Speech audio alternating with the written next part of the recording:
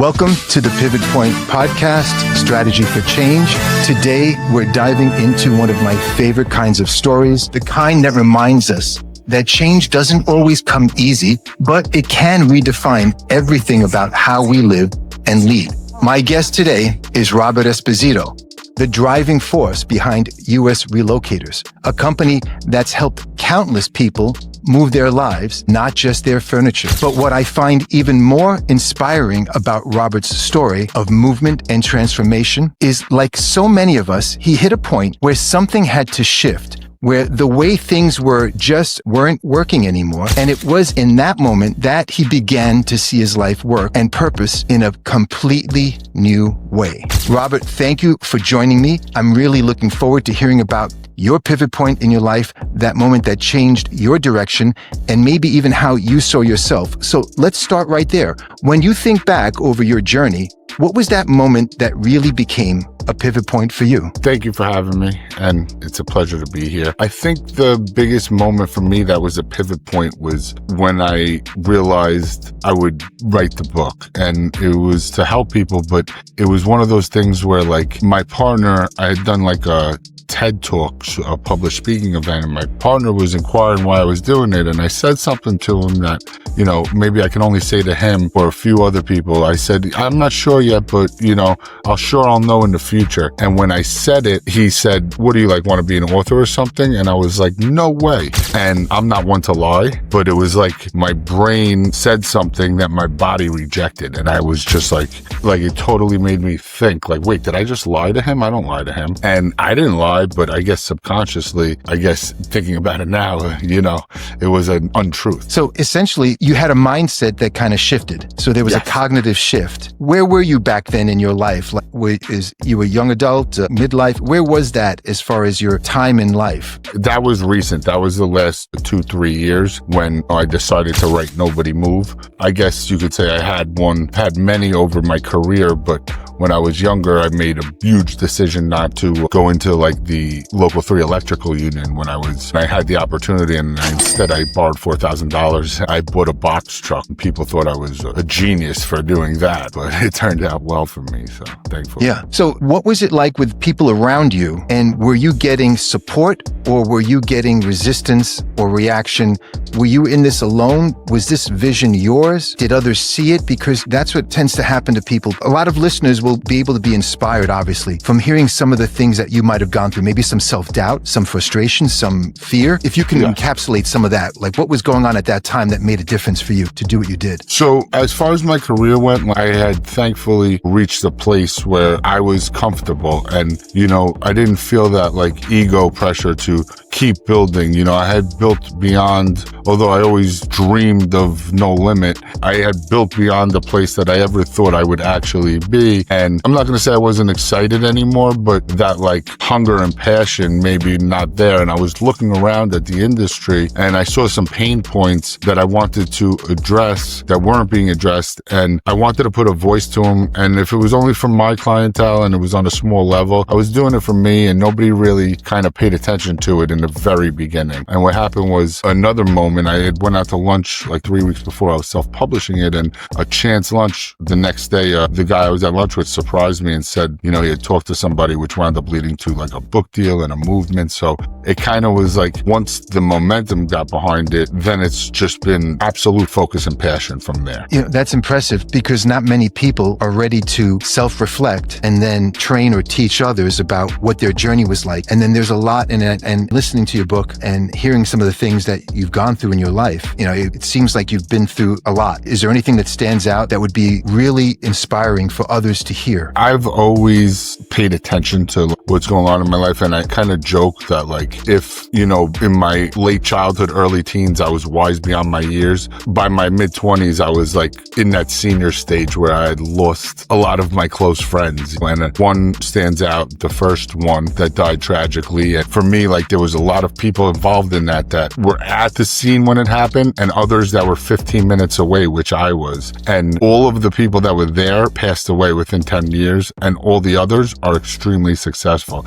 So it was almost like that moment made a rip in people. You don't have to, like, you know, you can approach your risks with a little bit more intensity than others. And I think the people that were there were so affected that they just couldn't get over it. Yeah, so you've really built a strong reputation in your field, and behind every success story, there's usually a very human turning point. Is there a time when you can take us back to in your life where things shifted with your own personal growth that you noticed started to change, and how you approached your work and what you needed to do for your work? When I started my work, my mother had one of Long Island's first estate sale companies, and she had founded it because my nana got cancer and she had to clean out her house and move her to Long Island. And I saw in helping her that the industry was fragmented. And I thought maybe that would be a great business to help people. And my goal was always to help people. In the beginning, I would marvel at what the people had, you know, and it was such a different lifestyle than I was used to. And for better or for worse, it gave me a good visual of like what I wanted and things I didn't want. And I think somewhere within that, I saw that like there's a human element, no matter what walk of life you're coming from, that we all go through and nobody's talking about. And the more I would speak on that and talk about my industry from a different perspective, from that perspective, the response I get would make me go more into it. And the great part about that is it's still happening all day, every day right now, you know, and there's things we're coming up with and concepts that like we know are there, but we don't have them. And then all of a sudden they click, and I revel in that space. That says a lot. I know change is fascinating on how we stumble into things. And it sounds like with what happened in your life with your nana, with your mom, and the shift that had an impact on you. What were the driving forces that brought you to that decision? I think from the earliest memory, I always had that like hunger for control and like hunger for like more. Although I wouldn't say like I'm somebody who puts the financial reward at the forefront, because I don't even believe in that in business. Although it's most important, it can never be the driving force. I don't think accountants make things pretty. So I don't think that can be the main focus, but I always had that like hunger in me, and I always had that control. Like I needed to control my destiny, and that's what sprung me into business. And I think later on, it just developed more and more as I saw success with it. Or even when I didn't see success, I was able to like forge through it. So what about that moment back then when there weren't things that were succeeding for you? It sounds like you have a significant amount of grit that just you kept on driving yourself. What was driving you so much? I know I understand you wanted to be in business on your own. You want to make those decisions on your own. You know, you want to take the last shot of the game. What more can you tell us about, for someone who's really hesitant now about going out on their own? I would look at the whole picture. I think people see a barrier and they get stuck in that barrier. And as we age and we become, you know, the decades go on, you become stuck in grooves. And for me, like, I think the whole book thing was a new revelation. Like, no, I can take this so much further. And like, there's no limit to where I can go with this or how I can dig into it. And if I'm helping people on a logistical level and I'm helping them move from one house to another and they're thanking me for that, the idea that now they're thanking me for like, they couldn't have got through this without me from like an author standpoint. Well, that's like such a bigger, you know, rewarding feeling than the initial, and that there's always going to be more. So you see the barrier, but if you look at the whole picture and you look back, you can see that like yesterday you were more successful than the day before, or you're doing better this year than you are last year. So you can't just look at what's in front of you. You got to look at what's behind you too and see how those dots are lining up and connecting. I'm always fascinated when I was listening to your book about the different stories. Were there any things that stood out where you helped someone move who clearly wasn't ready to leave? And what did it teach you about the timing for them and the grief that they had, or the decision, the whole process? How did that move you when you encounter someone like that? That's a good question. Because I'm always interested in the intrapsychic, right? The whole internal decision. And then there's a behavior that manifests afterwards. But your clock ticks, your mind thinks, your emotions pick up, and then, you know, you act. And you're a man of action. So, but you also react, right? You react to what you're getting, and then you've got to be more proactive and put it out there. So when you're seeing someone that push and pull, that approach avoidance, where someone, they know they want this, but they're afraid. They might be a hoarder, and then they're being pushed by others, and they don't want to give up. You know, you've talked a little bit about, just tell us about that. Yeah, and I think you said it there with the push and pull and the proactive. First of all, I don't think 90% of the people are ready to move when they have to move on just a simple level. But we're obviously talking on an emotional level. The one story that sticks out the most is I was hired by this real estate lawyer to move a young adult. He was in his early 20s and his parents had just passed away months ago, both of them. And I remember thinking it was a very sad situation driving there because I was in my late 20s. I was probably first few years of the business. And he met us outside and I said what's up to him as if he was a peer of mine because we looked like peers at the time. And my heart went out to him then. But it's like one of those things where like, you know, I feel bad for you because your mother has cancer, but I don't really know what it feels like for your mother to have cancer. I don't have that set of emotions. I'm not experiencing that with you. And I just feel bad on a superficial level. But I remember walking through the door and he had 2 dogs. And at that moment, all 3 of us realized that in the last few months since his parents left, he probably hasn't taken the dogs out. Like they've been using the bathroom in the house the time. And just seeing like that level of like grief where like he's lost all humanity, this kid, like, and understanding that like what we're doing is so dramatic to him and he's keeping a straight face to whether it's look cool or, you know, make sure, you know, that like he's not making it uncomfortable for us because we're just doing what we had to do there. And he appreciates us. Like you said, push, pull. It makes you think like, yeah, that's the approach avoidance, we call it. Yeah. Yeah. You approach, exactly. But you're avoiding what you need to do. Yeah. And then you start thinking, how do I make sure I set up people? And we all don't think about the things, how we set up our loved ones. We don't think about that in our daily life, you know? How has writing the book changed the way you live or the way you move people today? It changes how the level of situation I look at every person more than anything. Like always was somebody who was like fascinated by the human condition and a people watcher and trying to understand how people do what they do, but that's gotten so much more passion and so much more at the forefront of the way I handle a situation or look at a situation, because I really try to delve into like, why is this happening and what is causing it and what are they really going through? And it definitely makes me take like a higher level approach to handling a situation for people where I'm trying to help them. So you have more empathy is what you're saying. And, I guess and you're more in touch, yeah, which is wonderful. Absolutely. So many people listening might be in a place of knowing that they need to change, but still feel stuck. What have you learned about what finally pushes someone to act? Like, is there an emotional reaction someone has? Or is there, I know you talk about the reasons, the stressors in life. So death, divorce, moving. Yeah. I think you gotta, it's almost like, are we ran by fate or do you choose your fate? It's either attraction or it's the force that's pushing you. And you gotta decide like how you wanna live. Are you gonna live on life's terms or are you gonna do what you can to create your own terms? That's fascinating.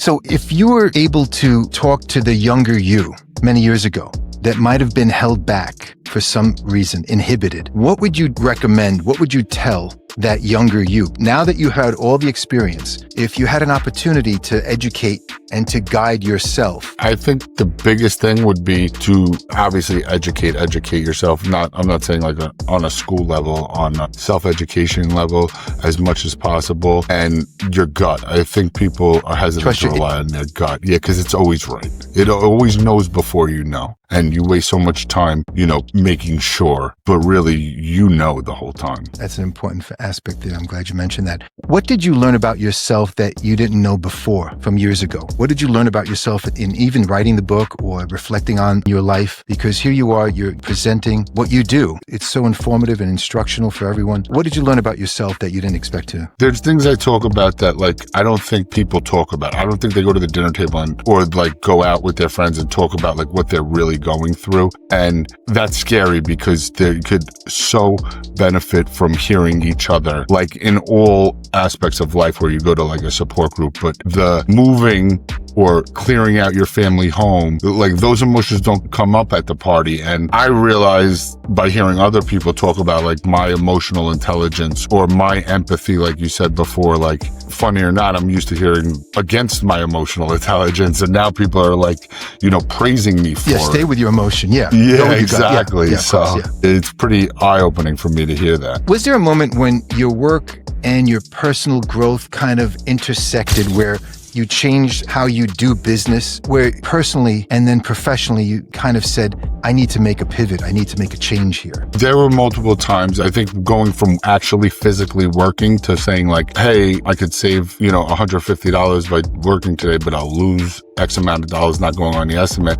But now again, with the book, like personally have to, too much is given, too much is expected. And I have to approach situations from a perspective of somebody that's not just looking at the situational relevance for my business that I'm operating, but on a humanities level for the person I'm trying to be, because I believe that what I'm doing is such a cultural shifting conversation. And I want to be at the forefront of that. And I want to take that as far as I can to help people on that level. And I have to be conscious of that when I'm in situations. And you certainly take a great deal of pride in the work that you do. What kind of profile makes a good leader like you are? What would be an important aspect for someone to have if you were to mentor someone who was looking to go out on their own? Are there any particular qualities that you would recommend that they take a look at or take the initiative? Yes. I think not having ignorance and having understanding is one of the most important things, not burning bridges. I think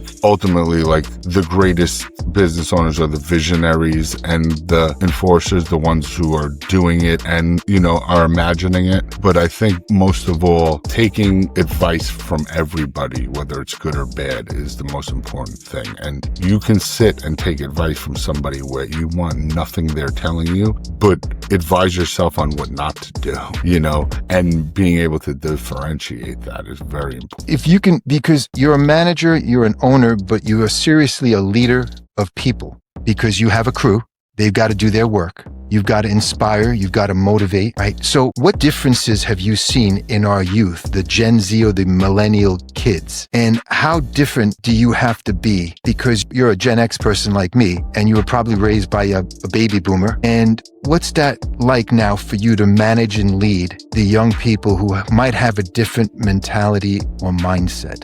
There's times where I have I'll have managers come in and talk to me about the way I've talked to someone when I think I'm just talking to them and they're crying because of the way I talked and I'm not even upset. Like, what are you talking about? I was just saying, no, don't do it like this, do it like this. But the way I was talk. Was it the tone or the inflection or and your my personality or my passion, and I'm busy and I'm doing it, I'm stopping to help you and you're intimidated by the way I'm talking and I think I'm helping you. I think we're great. Yeah. But at the same time, I'm actually fascinated about us, our generation in society. There's a joke I put out on New Year's, another year of raising our parents and raising our children. We're just in that middle where we're half technology, half not technology. Yeah, we kind of relate to everybody and we can kind of handle anything, but it's a real unique position to be in. I don't think every generation has been like that. I think we're a unique generation right now. Yeah. As far as the way we all grew up without the devices, then we had the devices as we were growing up, and then we still had the old school mentality. My father was from the greatest generation. He was born in 1909. So basically he was 58 when he had me. Same parents. I have an older sister. So, he was a very silent person who worked a lot. So I didn't see much of him. So, there's a different, nowadays people are more involved, actively involved. And I think there's been a big shift in how the youth react to certain tone and the paraverbal communication, how you say what you say and where you're coming from. And they get a little bit shaken. So I was just curious about if you've noticed that in the people that you work for you. Absolutely. Yeah. Absolutely. And what their priorities are. Yeah. And how they react. So just take us back just for a moment. Were you imagining that when you started this out, the moving itself, did you imagine you'd be where you are right now and doing the whole relocating as well as moving and all the other things that you've gone through and having a large enough business that you have right now, the trucks and everything, and the people and the employees? What did you imagine? I mean, were you imagining being more like a solo guy and, smaller? No, I think if you look at the first business plan on September 25th, 2008, the day I started, it's a yellow piece of paper. It's hanging right above me, and it says so you use that as motivation, I guess. Start small, have a big fleet. That's where I was at. I knew that the industry was a good industry, and the fact that having a bunch of services that kind of are a one-stop shop would be good. And I thought I could take that really far. I had tried to branch out. I tried to franchise 10 years ago. I realized that I needed a more personal approach, and I'd want to do it more on a partnership level. So I stopped that that, I pivoted right away because this is such a personal business. And now with AI, I think even more so, it's going to be forever than ever. But I'll tell you what I dreamed of it. Maybe I didn't believe it would happen, but I didn't believe the stuff now. I studied acting for a couple of years and I wrote in my teens and I had completely forgot about that. And it's like looking at it and it's like almost like, wait, borrowing $4,000 to buy a box truck to start a moving company has brought me back there. Like that makes zero sense without even remembering it, without even saying like, I'm going to do this to go there. Like I didn't think of that at all. And that's what I was saying before with the moment. So like seeing how the path brought me to here where I'll like host an event or speak or be on your podcast, like, or write a book, like that's amazing to me. You know what I mean? Like that's like, not in a million years could I have expected. And what's the emotional reaction you get? Excitement, enthusiasm. I can see your excitement and your passion. You're highly sought after. People are impressed with you. They're in awe of you at times. I've seen some of the things that you've done, and it's inspiring, which is why I thought you'd be a wonderful guest to really talk about the work that you've done. Appreciate It sounds like at some point in your life, you were writing down your goals for the future without even realizing it and then living it. Exactly. Was that a conscious effort, or was that just like an automatic subconscious one, like where you weren't thinking, you just did? See, that's your gut again, right? Yeah. So it starts out like this. You read The Secret or The Alchemist and you put your $1 million check on your glass desk like I had, Nice. And that's what you think is important. And you write that down and then you go about it. And then it becomes a situation where you've lived it so much that all of a sudden it's like you see how you can move the universe and you see how you can make the waves shift. And then you start understanding it more. And that's when you're like, I'm not sure exactly, but I know enough to know I don't know. You know what I mean? And that's how I feel. Yeah. You've accepted that piece. So what will be your legacy? I truly believe that, and you can say I am a crazy podcast guest, but I'm at a point where like, I truly believe that Nobody Move is going to change society. And I hope that be the case. And it still stands on the principles and the values that it was created for, as if the whole concept is like, it's not cryogenics. We're not saying freeze until we find you a cure. We're saying just stop. Don't move. You need information before you proceed. Yes. And that's what we want to help to make a better professional and to create a better consumer. More in listening to your book, you've covered every aspect of the move. And I know you mentioned that there are others out there, and clinicians included, therapists, that this is a therapeutic kind of tool for people. What one bit of information from your book is most important for people to really go out there and then need to get it before they make a move? Because you've really covered everything. What stands out for you that you feel is most important? Two things. One I say all the time, really be three, but if you're clearing out your childhood home or the home you raise your children in, before anybody comes, videotape everything, because someday there might be somebody who would pay a small fortune to have that. And as a professional, as a real estate professional, you could be a hero for saying that. The other thing would be like, look at the moves in your life, because we all have to physically move, get a new apartment, transfer for a job, go through a divorce, good, bad, indifferent reasons. Look at all your physical moves as metaphors for your journey through life. And that's how I see them now.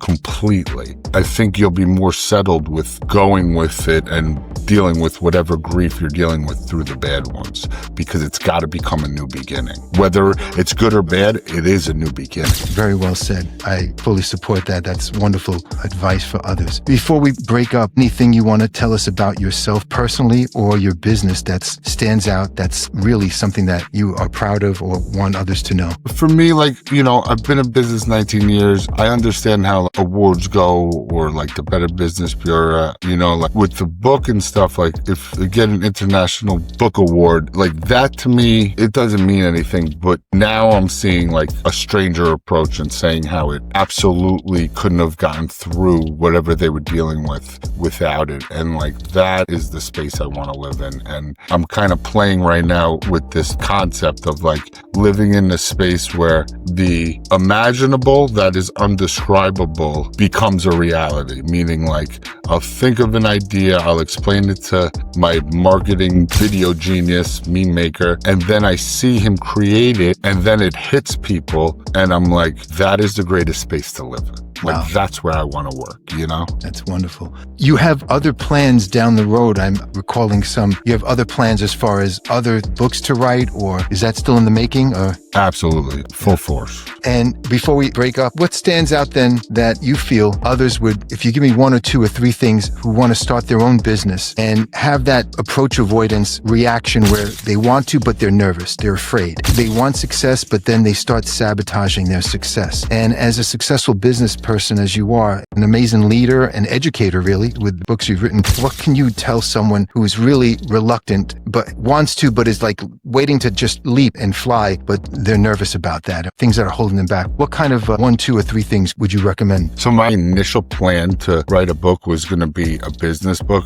and not that I felt like I qualified to write this big business book, but I wanted to address the person you're talking about that's like considering it. And because I see this all the time and I hear this all the time, like, oh, you'll hear the American dream is dead. And to me, that was like so threatening and dangerous. Like, yeah, it might be harder, but like, are they really looking at the full picture? Because it's actually easier.